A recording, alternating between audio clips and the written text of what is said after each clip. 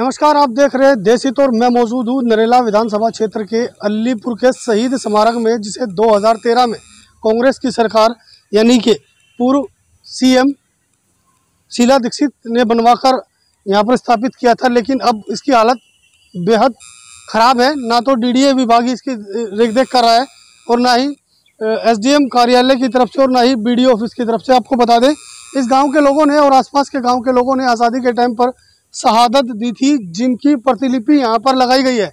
लेकिन आज इस शहीद स्मारक की हालत ये है कि लावारिस हालत में है। जिनकी याद में ये मनाया गया, उन लोगों के नाम भी यहाँ लिख दिए गए। लेकिन प्रतिवर्ष 26 जनवरी व 15 अगस्त पर ही इनको याद किया जाता है। यहाँ पर बड़े बड़े अधिकारी भी आते हैं, लेकिन उसके बाद इन्हें सब भूल जाते हैं। जी हाँ, शहीद स्मारक के पीछे बना हुआ है एक स्टेडियम, जिसे दिल्ली नगर निगम ने बनाया था, लेकिन वह भी आज लावारिस हालत में है।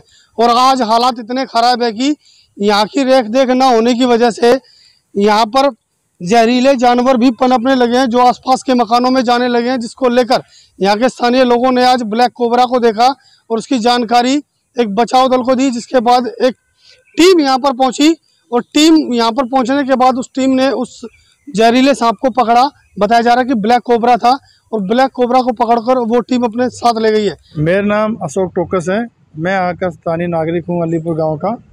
और जहाँ पे आप खड़े हुए शहीद स्मारक में, ये खंडर में तब्दील हो चुका है और बहुत ही ज़्यादा इसकी शिकायत कर करके आम लोग थक चुके हैं। इससे यहाँ के डीएम से भी हम लोग मिले हैं। डीएम साहब ने कहा हमारे अंडर नहीं आता, जबकि यहाँ पे जो भी प्रोग्राम करते हैं वो दिल्ली सरकार के जो वीडियो है वही यहाँ पे वहाँ पर्ची कटती है, वही उसके पैसे लेते हैं। उसके बावजूद यहाँ पर इतने मतलब चोर लुटेरे यहाँ पे बैठते हैं, नशेड़ी बैठते हैं, जिनकी बहुत शिकायत दिल्ली पुलिस में हम कर चुके हैं, पर कोई कार्रवाई नहीं होती। ना तो पुलिस की बीट यहाँ पर आती, ना और कुछ। ये एक तरह से चोरों के भरोसे है।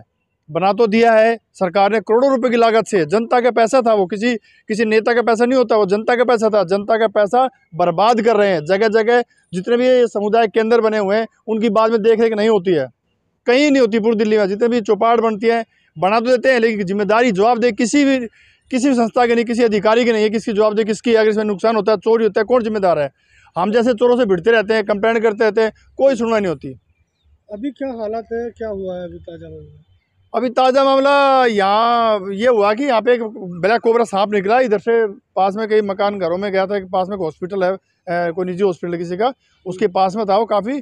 उसके बाद 112 पे कॉल करी गई है।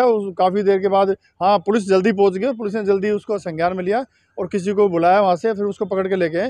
पर वो एक बहुत खतरनाक चीज़ थी कि किसी का भी बड़ा हादसा हो सकता था, क्योंकि जहरीला तो होता ही है ब्लैक कोबरा सांप। जी, तो कहाँ से आया है, इसी इलाके में? ये यही सही हमारे से आया हुआ है। और मिनी स्टेडियम दो ही आसपास में खंडर में जो तब्दील हो चुके हैं, 2 ही इमारतें यहाँ पे हैं, यहाँ से गया होगा, और तो कोई आसपास में जगह है नहीं।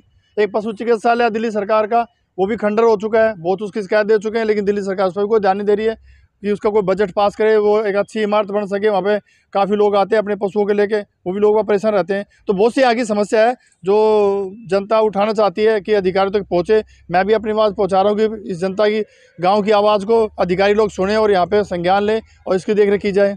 शहीदों के नाम पर बनाया गया था शहीद स्मारक, क्या गाँव के लोग आते हैं यहाँ पर? गांव के लोग पहले काफ़ी लोग आते थे, अब गांव के लोग भी भूलना शुरू हो गए हैं शहीदों को।